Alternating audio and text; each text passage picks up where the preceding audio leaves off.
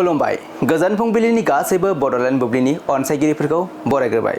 दिनै 27 सेप्तेम्बर सनिबारनि फानजामुथिखौ फरायथिनो लादों आं रबिन बसुमतारिया। फानजामुथिनि गिबियाव दं मेष राशि। नोंथाङा फिसा बाथ्राखौ लानानैनो सोरजोंबा नांलायलायनो हागौ, सांग्राङै थानाया गाहाम। वृष राशि। गावनि नांगौखौ मोनफुंनायनि थाखाय जोबोरैनो रंजाखांनो हागौ, मोजां सान। मिथुन राशि। जोबोद गिदिर खैफोदनिफ्राय रैखा मोननो हागौ, सांग्राङै थानांगोन। कर्कट राशि। नोंथांनि मावनो लानाय हाबाफोराव जेंना नुजाथिनो हागौ, गोसोआ गाज्रि मोनगोन। सिंह राशि। सोरजोंबा गाज्रि राव बाहायजानानै गोसोआ दुखु मोननो हागौ, गोसोखौ हमथानांगोन। कन्या राशि।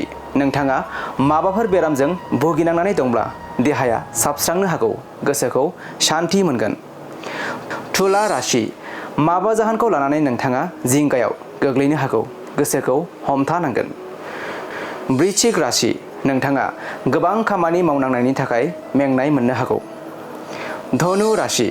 मोजां मोननाय दंब्ला माबा गिदिर जाहोननि थाखाय नागारलायनो हागौ, दुखुनि सान। मकर राशि।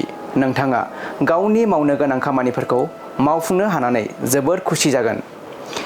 कुम्भ राशि। माबा मोनसे खामानिनि थाखाय नोंथाङा बहाबाफोर दावबायनांनो हागौ। आरो मीन राशि। माबा मोनसे खोथाखौ लाना सोरजोंबा बाथ्रा दान्थेलायनो हागौ, गोसोखौ हमथानांगोन। दिनै सानसेनि राशि फरायथिनाया बे एसेनोसै।